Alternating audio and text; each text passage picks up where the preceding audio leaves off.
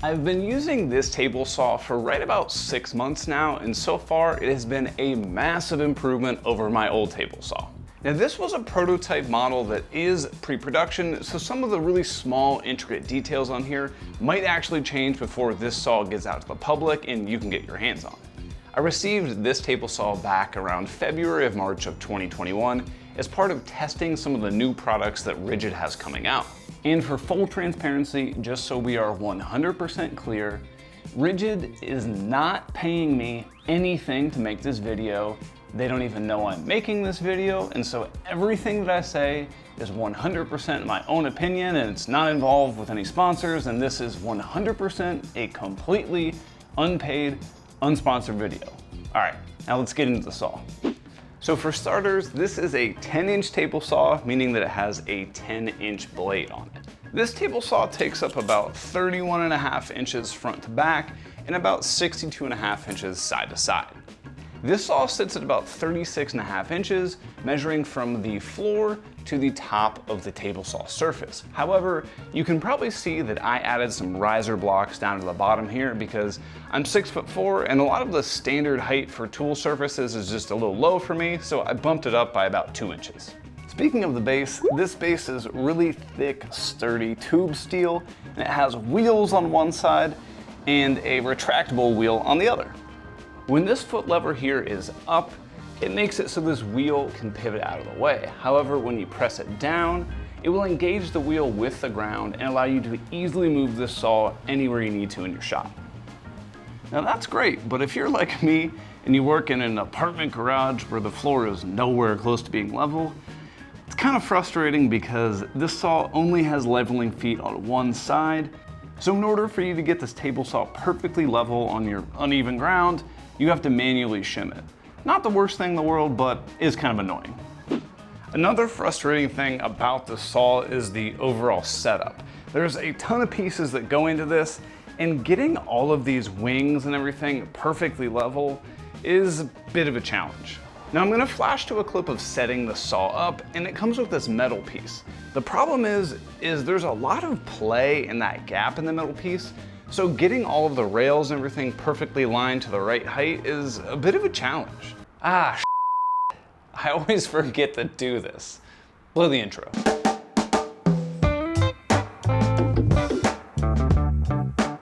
Now I'll admit, while the initial setup of this probably took about, I don't know, 2 to 3 hours to do, getting everything fully calibrated and fully set up, fully level, everything like that, took me about a day or 2. Holy shnikes. It was super frustrating and took a lot of work. However, once it got set up, the saw worked great.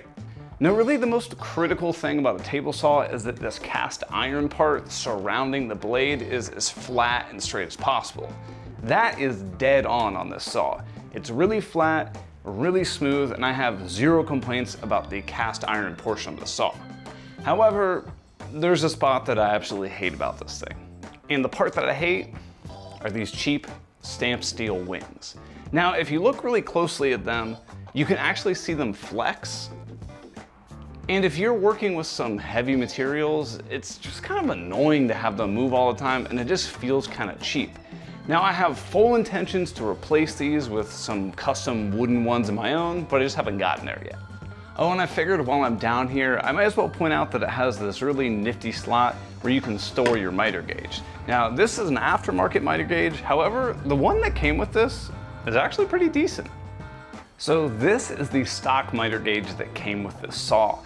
And unlike a lot of saws, this one is actually made out of metal, which is quite surprising, and it's fully adjustable.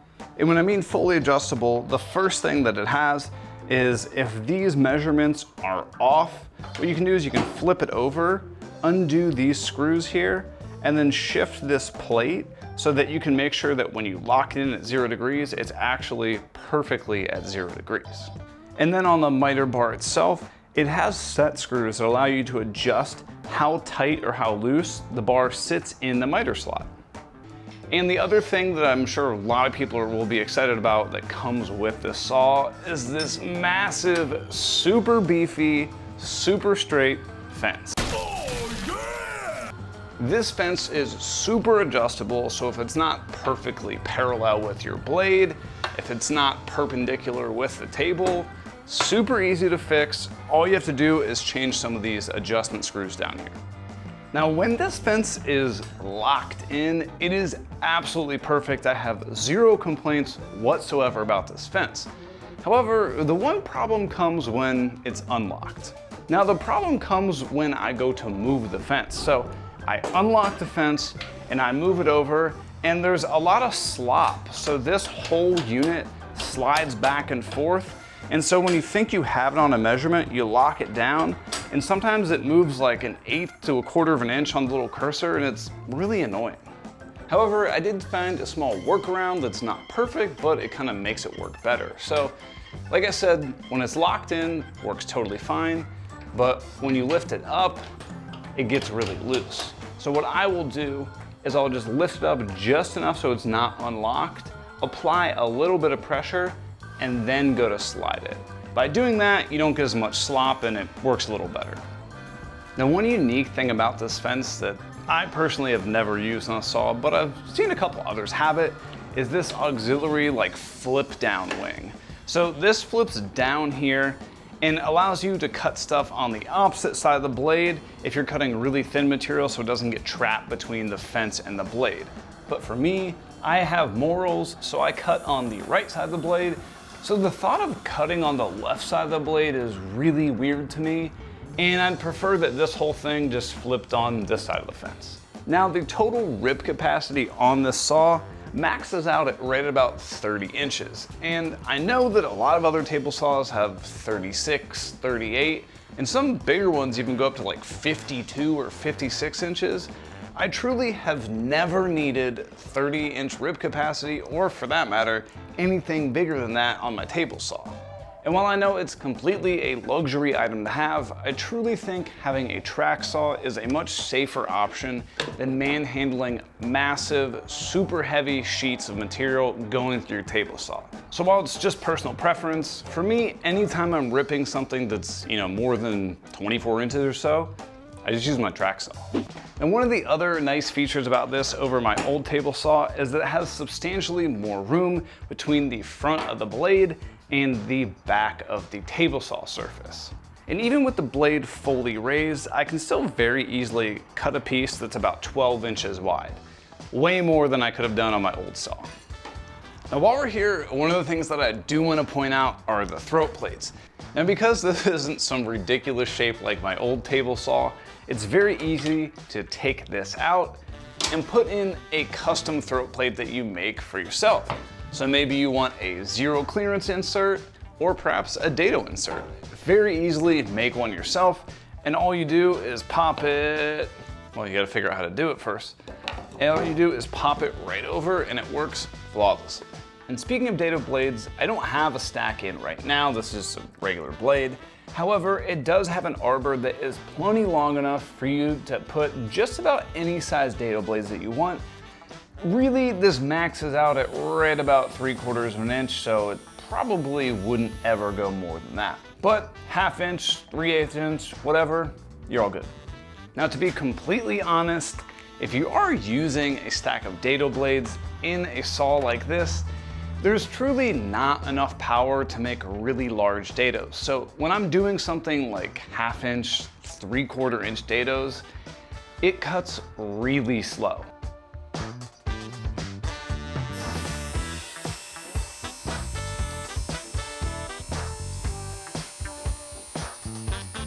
So again, that's another opportunity where you'd really be better off with a much more powerful saw than this one. Now, one thing that I absolutely love about this saw, and it really might just be because my last saw was so bad at this, is the fact that it has a separate wheel for the height and the bevel of the blade.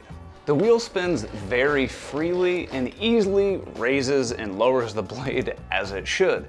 And if you're doing an important cut and you don't want the blade to move, say you're doing maybe some sort of tenon cut or a dado or something like that, all you have to do is twist this knob here and it's perfectly locked in and it's not going anywhere. Now, what's probably a little hard to see under here, the exact same thing can be said about the bevel wheel on this side too. easily rotate it and easily lock it. But as a test, I haven't touched my bevel for over a month and I've done a bunch of projects and I wanted to see how true this thing stays. So let's get a good quality square and see how accurate the blade is after about a month of use. Now I've got a feeling that it's pretty well locked into 90 because all my projects went together pretty well, but this could either be really good or really embarrassing. So I've got a solid quality square, and let's see. I don't know about you, but I'm pretty happy with that. So as far as the blade staying true to where you lock it in at, I'd give it a good pass. And speaking of adjustments staying locked in, one thing you need to do whenever you get a table saw is fully calibrate it. I have to say that this saw was a real pain to calibrate, and let me show you why. Now, the first step to any table saw calibration is making sure that your fence is perfectly parallel with the miter slot. Now, the fence is super adjustable, so that was really easy to get that dead on accurate with the miter slot. The hard part was getting the blade aligned with the miter slot. So to do that, you need to pop off the throat plate, and then there are a couple of adjustments that you need to make. Now, luckily for me, my blade was parallel with the miter slot. However, I looked in the manual to try to figure out how I would go about adjusting that, and it's not in there. I can't find it anywhere. Or I just don't know how to read.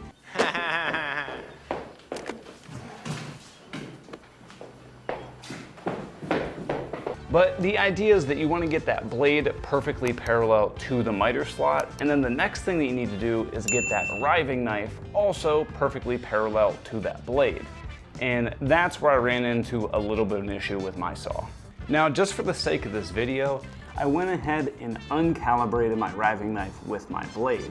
So as you can see, if I had a piece of wood going this way, it's gonna do nothing to this riving knife. It just catch this and kick back. However, if I have a piece of wood on this side of the blade, it's gonna go and then immediately get caught by the riving knife and it's not gonna go through. So what you need to do is you need to get to the point where you can get that riving knife perfectly parallel with the blade so things can slide easily through it. And that all sounds really easy, right? Just adjust it. Well, there's a little more to it. Let's take a closer look. So here's the whole riving knife assembly. What you can do is lift this handle here, and now you can pop this piece out. And just as easily, pop it back in. So if you look closely inside the throat of the table saw, you can see that there are 4 different bolts that you have to use to perfectly adjust the riving knife. The problem is if you try to use any sort of screwdriver and go straight down, well, you're completely blocked by the surface of the table. So that's one thing just to be aware of if you're somebody who's really into getting the calibration of their tools perfect. This one is a real pain to adjust that riving knife. And it took me about 4 to 5 hours to get this riving knife locked in perfectly parallel with the blade. It was not fun. And after you got the saw totally calibrated, you are ready to start using it. I'm ready, I'm ready, I'm ready, I'm ready, I'm ready, ready, ready. And that's where we run into another thing that I don't absolutely love, and let me show you a little bit more. Now, I mentioned this part in the first video I did about this table saw when I very first got it, and that is the power switch here. Now, this specific power switch is kind of weird. You have to press this button here to turn it on, and then to turn it off, you press the large red knob. Easy, right? Well, for me, the problem comes when I'm changing blades. I always make sure to unplug my saw whenever I'm changing out a blade. However, it kind of weirds me out that I can't visually see if this is on or off. And when I go to plug this in, I don't want it to randomly start up. Now, it seems like a small worry, but it's just something that's always on my mind. It always weirds me out. However, I've done an experiment where I go and plug this in even after I've pressed on that, and it has some sort of mechanism that won't allow it to start. It still just makes me feel uncomfortable that I can't visually see that it's on or off. Maybe I'm just picky. Now, the other thing that I really don't love about this power button is the fact that I have to navigate my finger in this small hole, ladies, gents, to turn the saw on. Now on my old saw, all I had to do is basically take the power button and I'd lift it up, and then to stop it, I'd press it down. I much preferred that, and while it's not a game changer, it still is kind of annoying every time you use the saw. Now once the saw is on, I really don't have a lot of complaints. It cuts great, it's nice and straight after you've calibrated it, of course, and it works a heck of a lot better than my old table saw. Now one thing to note is that because this saw is only 1 3/4 horsepower, if you're cutting really thick lumber, you're gonna struggle. And even with a dedicated ripping blade, ripping some hardwoods like this thick hard maple or this super thick cherry is gonna be really difficult, and you're probably gonna bog down the saw. So if you are someone who regularly rips a ton of really thick hardwood, a dedicated blade is not the solution. A higher powered saw is what you're looking for. But you probably want a dedicated blade too. Now this saw only comes in a 1 3/4 horsepower variation, so if you need more power than that, you gotta look somewhere else. But I can't do that because I work out of an apartment garage and I have no access to the electrical panel, but one of these days I'll get more than one circuit. And then I'd actually be able to run some air conditioning instead of being out in this garage sweating like crazy. Now speaking of the motor, the one nice thing about this saw is that because it's completely open on the bottom, that gives you an awesome ability to get in there and perform some routine maintenance, like spraying all the gears and lead screws and everything like that down with some lubricant to make sure that all of the levers operate smoothly. You know, although the bottom of the saw is open, there's still a nice shroud around the blade that keeps all of the sawdust in and doesn't just pour all over the floor. So speaking of dust collection, I didn't sweep or anything for this video. As you can see, yes, there is some dust underneath the saw and it clings to the base a little bit, but it's nowhere near as bad as my old saw that would just leave piles and piles of sawdust on the ground. Now on the back of the saw here, there is a 2.5 inch dust collection port that I have connected to my dust collector. Now, this port does a really nice job of collecting all the dust. However, I am afraid over time that it's going to break off because this plastic is really flimsy. All right, real quick, I'm in the garage talking to the camera about this saw, and it came to me that I've never done a tool review before. So if you want me to do another tool review or there's something you want me to put in a future tool review, just let me know. I really don't know what I'm doing. All right, back to the video. So I know I've been really nitpicky and pointed out a ton of flaws about this saw. However, I think that's really important for anybody that's looking into this. I'm not bashing the saw or saying it's a bad saw. In fact, I think it's a great saw. I just think you need to be aware of some of the potential issues that you're gonna run into if you decide to pick it up for yourself. Now, at the time of recording this video, I have no idea how much this saw is gonna retail for. However, I'd have to guess it's somewhere around the $700 range because that's what the old Ridgid table saw was priced at. And for that amount of money, I'd say it's a pretty good buy. Now, before I get into whether or not I think you should buy this table saw, I want to go into a couple of things that, in an ideal world, could make this saw perfect. Number one, get rid of these terrible steel stamped wings. These are horrible quality compared to the rest of the table saw, and I know you have to cut costs somewhere, but come on, this is terrible on the sides. And number two, make these rails one solid piece instead of two separate pieces. I've noticed that they have a little play side to side, and it would be much more sturdy, much more accurate if this was one solid piece. Now I know the reason behind that is because you're cutting down on shipping costs by having a smaller package, but again, that'd be the ideal situation, one solid piece. Number three, have a fence that doesn't need to attach to the back of the table saw, because if you're somebody who likes to have your table saw butted up right against the bench, this is gonna interfere with it, which is why I have that little gap there. And number four, which I guess is kind of similar to number one, is make these wings the full span. I don't understand why there's this massive gap here, but you see it on a ton of table saws. And I know some people will put a router lift and stuff in there, but it should come completely filled from the factory, right? The fifth thing that I'd change about this saw in the perfect world is the power button. I would make this with a typical table saw power button that you pull up to turn it on and then push down to turn it off. Like I said earlier, I just really don't like this thing. And 6, give me 4 adjustable feet and not just 2. I know that I am not the only one out there who has an unbelievably wobbly floor, and it's really annoying that I had to shim this by hand. And my last wish was that this was a 3 horsepower table saw. Now obviously I'm limited by science. Science rules. And that I only have 120 volt power, so I can't run a 3 horsepower table saw, but a guy can wish, right? So with all of that said, after having this saw for 6 months, do I think it's an upgrade and do I think you should buy it? Well, I think the place I want to start off with first is, do I consider this saw to be an upgrade over what I had before? That should be pretty obvious. Absolutely I do. It has a larger rip capacity, the table is much larger, dust collection is better, and the accuracy is substantially improved over my job site saw. Not to mention, the blade actually stays square to the table, which is pretty nice to have. Now, the very first table saw that I had that used to sit on this cabinet right here, I paid right around $200 or $250. However, you can get a very similarly spec'd one for right around $400. Again, this is a pre-release model, and at the time of recording this video, I have no idea how much this is actually going to sell for, but if it's anything like the old Ridgid model, it'll be right around the $700 range. So I'm estimating this is roughly twice the price of my old saw. Now, for somebody like me who uses their table saw on almost a daily basis, needs a higher level of precision, doesn't need a lot of portability, and is looking to get a much larger work surface, I would absolutely recommend looking into something like this.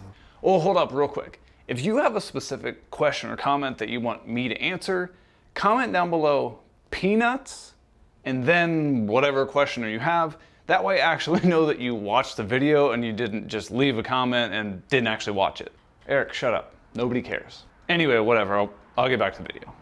However, if you're somebody who's looking to get into the woodworking hobby for as cheap as possible and you're not really sure if you want to invest a ton of money into all your tools right now, I'd tell you to look at a job site saw. I've built a ton of projects with a job site saw, and you just have to make a couple compromises if you decide to go with a more portable saw over something like this.